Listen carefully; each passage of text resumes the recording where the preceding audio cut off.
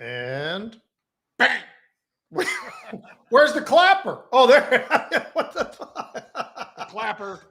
But I got to clean the clapper, Pete. It's been overseas, so, I got to get it all tuned up for tomorrow. That clapper's been traveling more than me by a lot. This clapper's got a lot of miles on it. Or how was it over there, by the way? As Indy would say, Pete, it's not the years, it's the miles. Yeah, well, that's true. It was great. Madrid was great. Yeah. A lot of fun and interesting people. We had Warren Buffett's granddaughter there again, Nicole. She was great. She's an artist, and she does regular art as well as Web3, Pete, and metaverse stuff. So we'll follow up on that. But true to our mantra, folks, this is the Rebels Edge, and we only give you 1 minute of macro. So we're going to dive right in, and I'm going to say, Pete, that your buddy and mine, Mike Wilson, says that the early rally was a bull trap. And he said March is a high-risk month for the bear market to resume. So we shall see, Michael. You're certainly a guy with a hot hand. What do you think, Pete? Yeah, I would agree with you, John. I like what everything that Mike Wilson puts out there. I think he's been more spot on than any of the other guys in the big macro theme of things. The dollar was getting hit a little bit. The 10-year was getting hit a little bit. They're both kind of getting off of those lows, and we're seeing exactly what the markets do when that happens, John. We were up 100 and change on the Dow, gave back a little bit. We'll see how it actually closes up, but the one thing is that the slower growth that we are seeing from China, and China even talked a little bit about some of the headwinds that are out there. That's something that I think had a little bit of an impact maybe on the market to some degree, but a nice week last week. I will say that for the markets. Absolutely. Well, that's the 1 minute of macro, folks. Again, there are lots of places you can go for a lot more macro, but let's talk about some stocks and Pete's take, my take on these stocks, like BBIO. This is Bridge Bio, smashed Wall Street expectations. And this is a test that they're doing, Pete, for people with dwarfism and whether or not they could perhaps trigger something in the body that would cause people to grow a little more. Not that there's anything wrong with little people, but a lot of folks would like to have perhaps a little closer to the regular population. They're just as smart, just as athletic, just as intelligent as everybody else. But this is something, Pete, that could be a real game changer for folks that are affected with dwarfism. Yeah, absolutely, John. And it's a very small study, but one that actually had some very good positives that are coming away from it. Now, like a lot of biotech companies, they're burning cash. They've got a large short interest. They've got a lot of different things. But with this good news, I think you're getting a little bit of a nice squeeze. And the volumes today, John, absolutely outrageous. And this is a stock where when I look at it as a standalone, I'm not really sure how much I look at it and say, you know what, I want to be a part of it. I will say this, though. If you're Merck, if you're Pfizer, if you're any of these big boys out there and you're looking for something else in a different category, this one might be something pretty daggone interesting because they've got plenty of different things within the trials, John. And some of them, they're looking at stuff that's in, phase 3, but there's also a lot in phase 2 and phase 1 in the early stages. And this alone could be something that could be a pretty valuable deal for them. So I would expect at some point in time that maybe, just maybe, one of the big guys starts sniffing around in this particular stock. And with the shorts, that means that stock could go up even more. Yeah, it's back up to a $2.6 billion company, Pete, and it's traded 20 times its normal volume of 1.4 million shares. So big trade today in BBIO. All right, VST, Vistra, they're going to pay $3 billion with a B, $3 billion to acquire Energy Harbor Corp, combine it and call it Vistra Vision. Now, this is retail electricity and so forth. It's a very interesting deal. Shares were up better than 12% on it for a while, Pete. What do you make of Vistra, and would you chase at this level?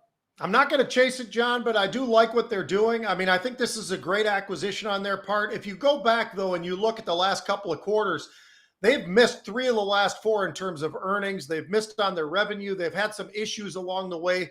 That part's a little bit nerve-wracking, but I will say this, I think the acquisition really could be meaningful because of what they're really going to become with 4 different nuclear plants. They got the energy storage side of things. They've got the renewables. They really will be an all-in-one sort of a stop shop. So I think from that perspective, I like it. I think you could get this cheaper, though. It's had a really, really nice run. I think on some sort of a pullback, I'd get a lot more interested than I am today. Well, it's certainly a stock that has a nice dividend yield, but Pete and I always say that's not the reason to buy it. But it's 3.6% dividend yield right now. And with all these other levers to pull, I wouldn't be surprised if in the future, and keep in mind, they're the ones doing this deal. They're the surviving name. So it's not that often that you see a company that is making a big multi-billion-dollar acquisition that jumps this much. It's up 13.6% right now. So worth paying attention to that. Yeah. All right, Pete, what about Sienna? They were initially up in the almost 14% on January profit and revenue that was above analyst expectations.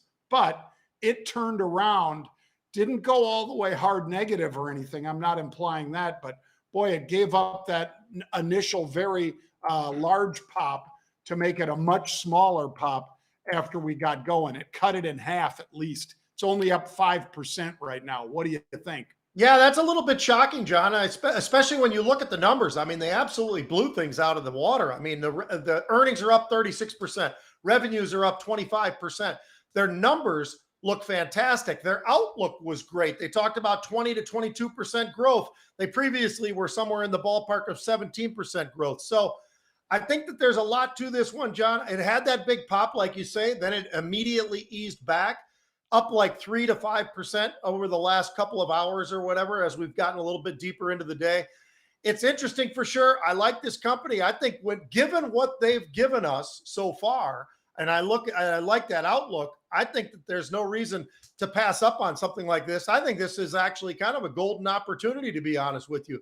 Looking at the company, looking at where it is right now, and it's kind of right smack dab in the middle of what the 52-week low was and the 52-week high. Gives you an opportunity to look at something here, and I think it's well worth a long look at this name. I agree.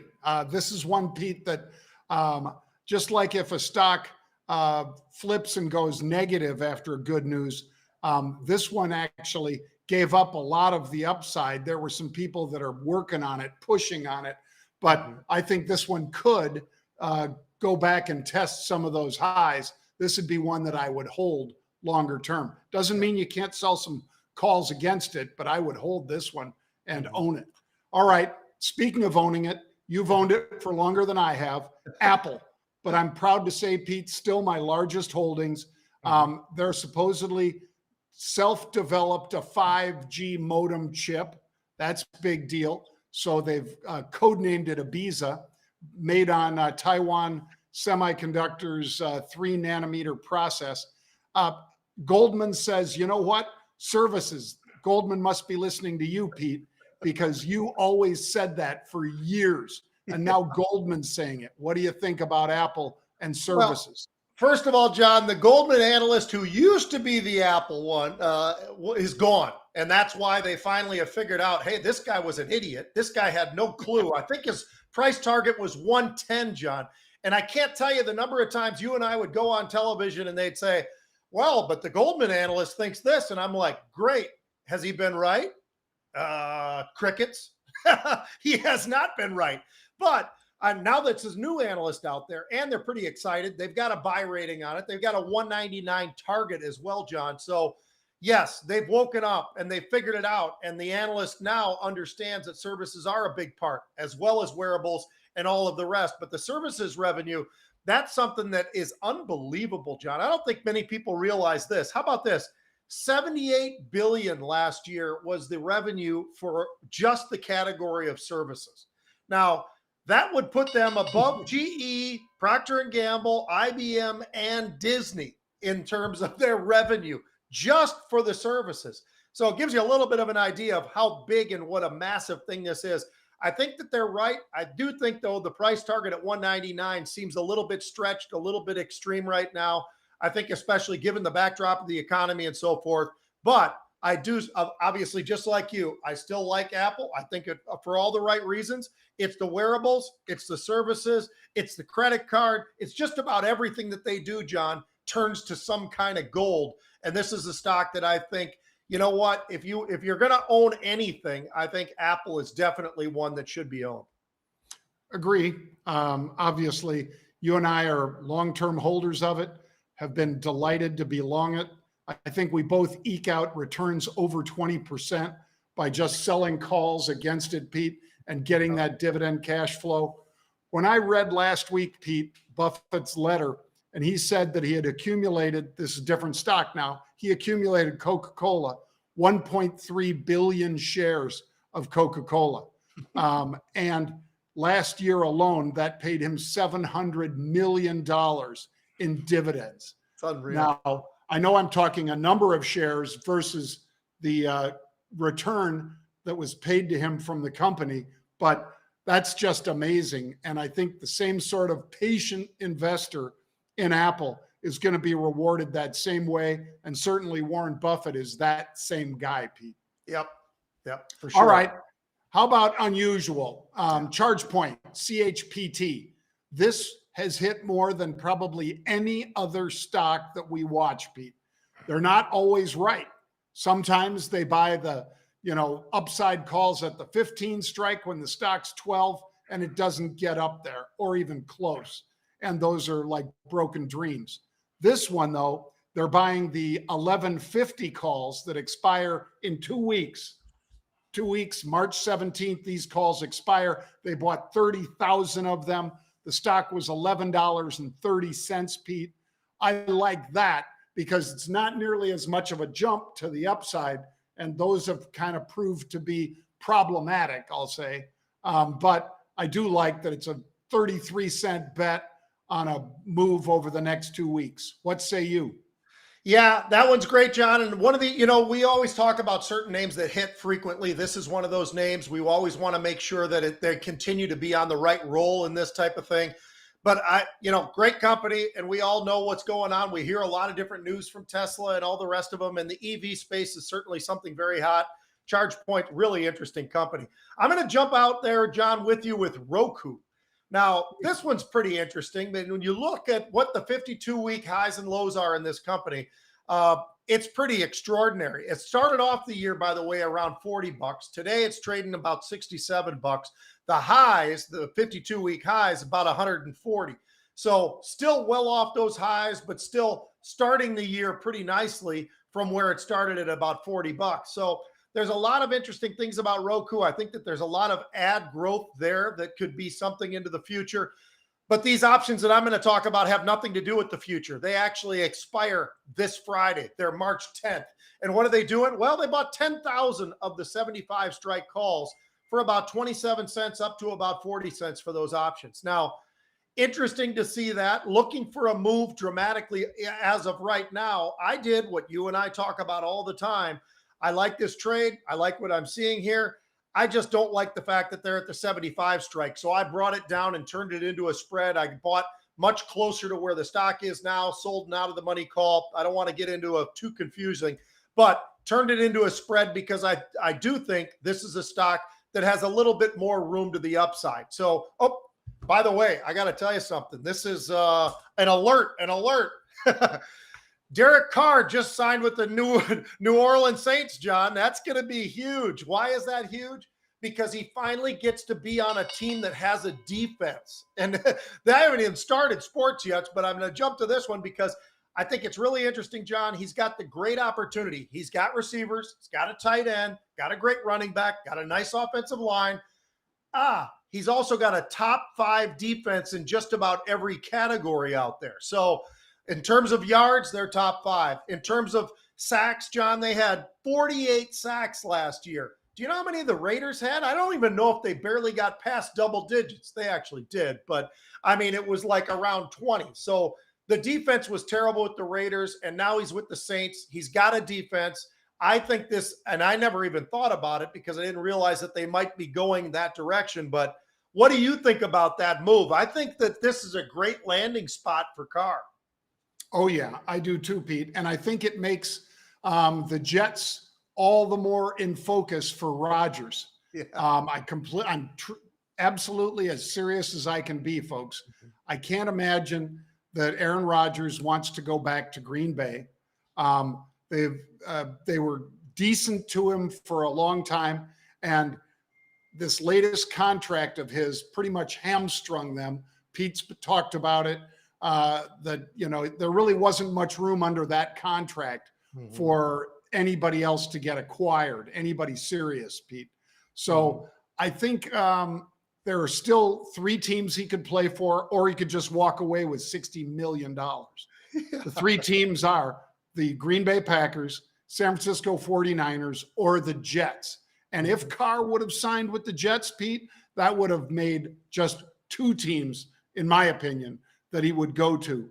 And now I think he's able to perhaps find a deal between San Francisco and the Jets to find a place to be for at least a year, maybe 2.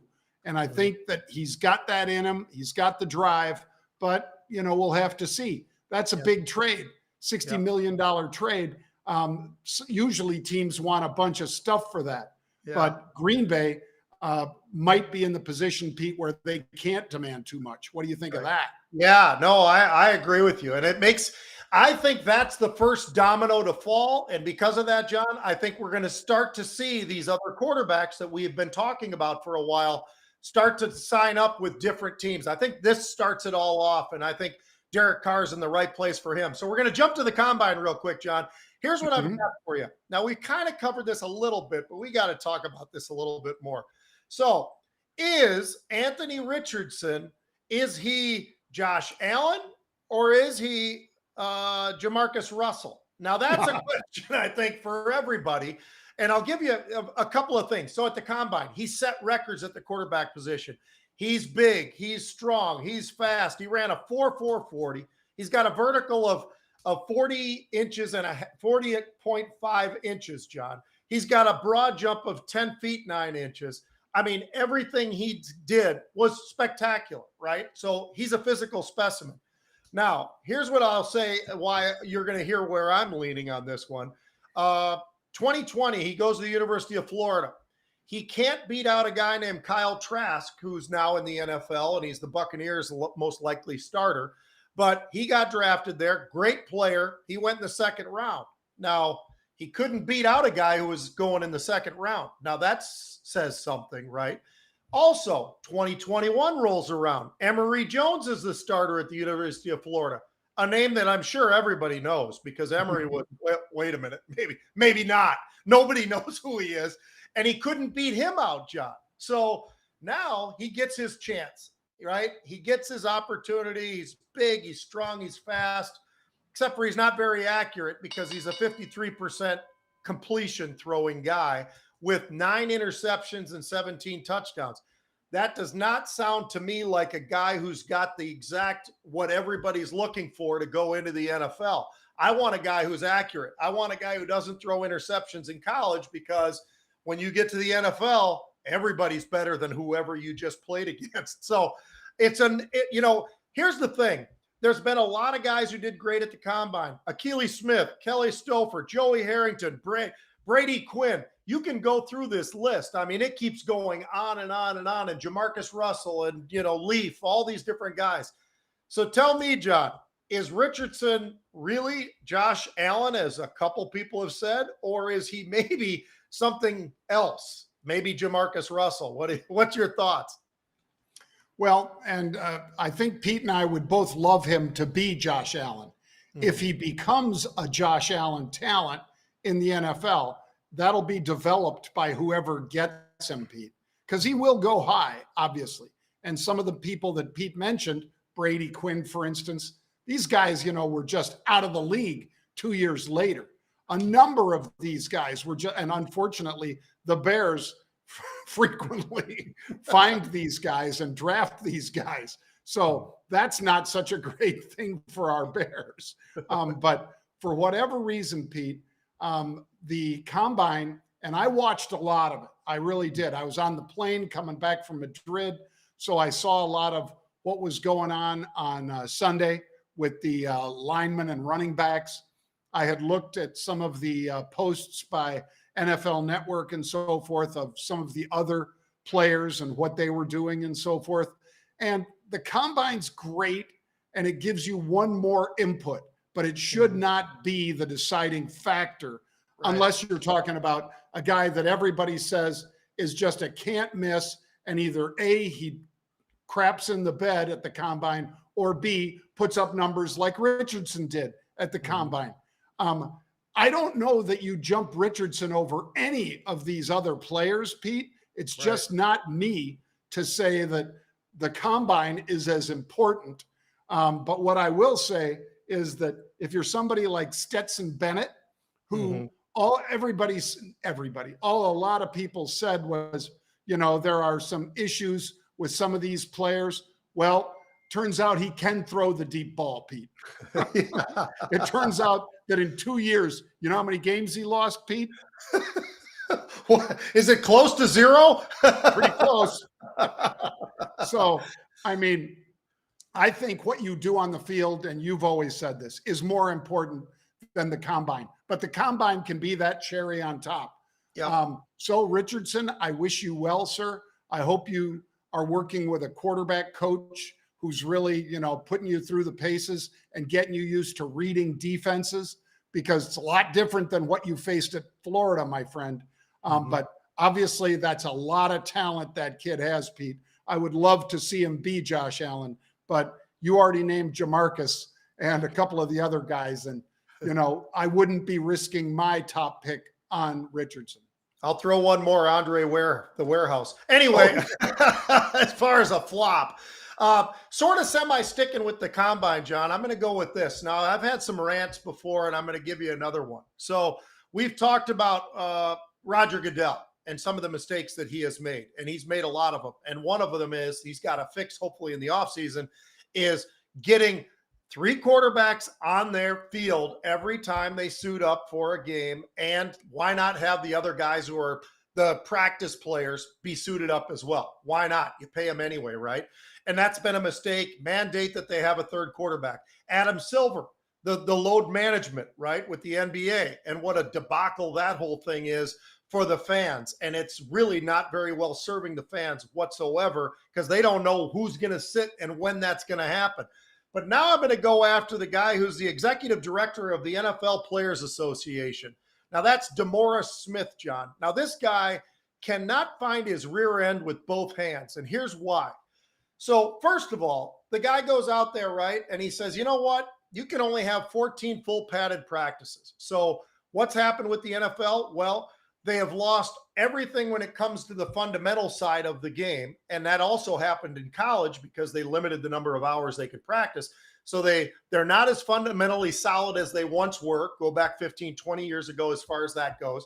And now, because there's only 14 padded practices, they don't even have the opportunity, John, to work on any of the fundamentals of tackling and, different things that they've got to do, because they think they're protecting the players. They're not protecting the players at all. Now the guy wants to eliminate the combine. So why would you do that, John? Now, I mean that seriously. Why would you want to eliminate it? It gives an opportunity for all 32 teams. One day they get the physicals. Second day, they do all of the different things that they do, the bench press and the leaps and everything that they want to do, and the 40, of course. But why was he want to eliminate the combine? Well, here's why. He said, you know what? I don't like the fact that the only reason a player goes there and the only reason they want him there is because they want to find out if he's hurt or not, so that their draft status can go down. Well, how about if I just make it really easy and compare that to going out and saying, you know what, I want to buy a used car, but I don't get to look under the hood. I can't look under the hood to find out that the engine's broken, right? That's really no different than this. So why is it that he wants to protect, he says, the players to be able to hide injuries, in other words. Like, why would you do that? I mean, it makes absolutely no sense to me at all why this guy has made a lot of the decisions he's made. This is another one that's just idiotic. They're going to have pro days. They're going to go to different schools, still do all this stuff. But the combine gives 300 players the opportunity to show what they've got, show how healthy they are or not. But somebody's going to find out sooner or later, right? These are $1 million investments. Guys are signing 4-year, $25 million contracts. Don't you think they ought to be able to know, the teams ought to be able to know if the guy's got an injury that might need to be addressed? I mean, I don't understand it at all. What do you think about DeMorris? Well, it sounds stupid to me, Pete. And to use your analogy, it'd be like you're going to buy a used car, but you make Carfax illegal. They say, nope, you can't know if that car's been in an accident because that's unfair to these other cars. Now, I know it's a human being versus an automobile. So please save your crap, folks.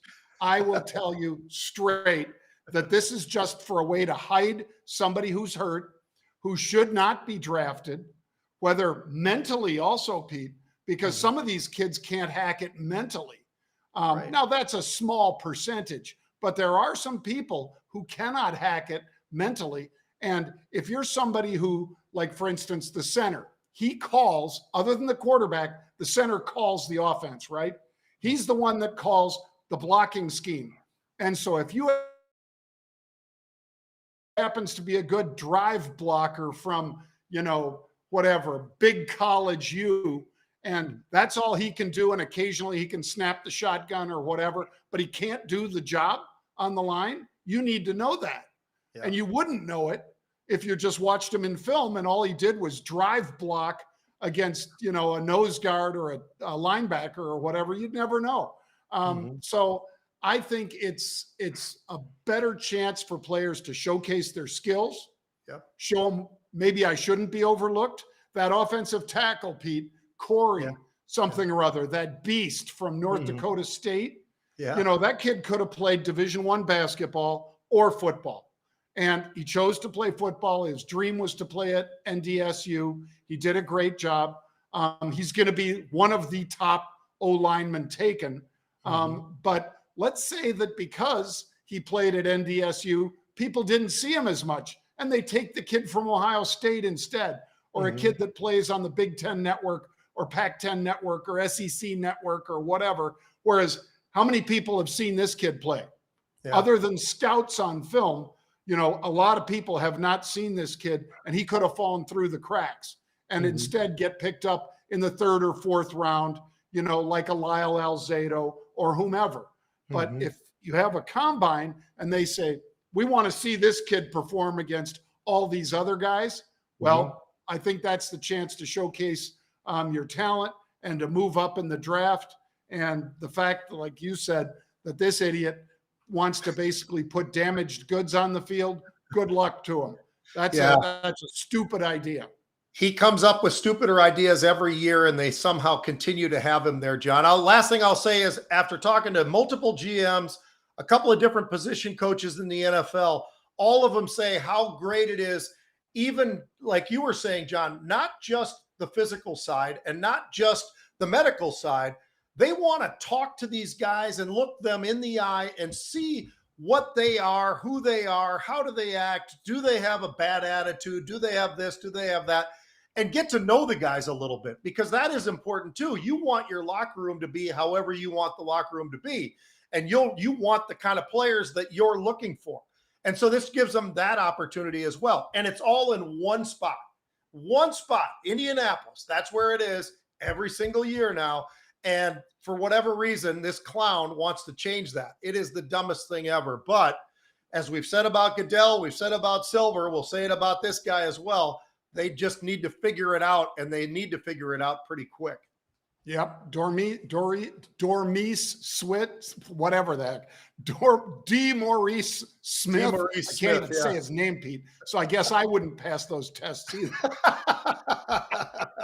But yeah, you're doing them no favors, DeMaurice. Yeah. All right. Pete and I will be back tomorrow. We will be bringing you unusual activity, our take on the big stories of the day, as well as 1 minute macro. So make sure you join us tomorrow, 1 p.m. Eastern. I'll be back with 3 at 3 at 3 p.m. today. Bang. Introducing our new series of intimate in-person trading conferences in some of the greatest cities in America. It's Market Rebellion Live. Next up, this June in Sonoma County, California. Savor some of the finest wines in America while you level up your trading with Pete Najarian, John Najarian, AJ Monty, Ryan Mastro, and Bill Johnson. Sonoma is limited to just 25 seats to ensure every guest gets personal attention, so act now. Tickets are going fast.